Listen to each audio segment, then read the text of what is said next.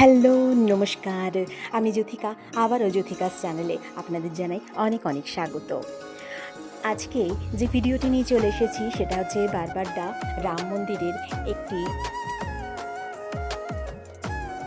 সেই দৃশ্যর মধ্যে রয়েছে চারিপাশের কিছু অংশ আর আমাদের পূজনীয় মানে যেখানে আমরা রাম মন্দির, ঝাড়খণ্ডের প্রথম রাম মন্দির যেখানে নির্মিত হয়েছে আর সম্পূর্ণ শ্বেত পাথরে তৈরি এই মন্দিরটি।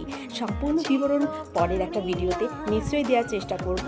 তবে আপাতত এই ভিডিওটা এত পর্যন্তই। ভালো লেগে থাকলে অবশ্যই লাইক, কমেন্ট, শেয়ার করে পাশে থাকবেন।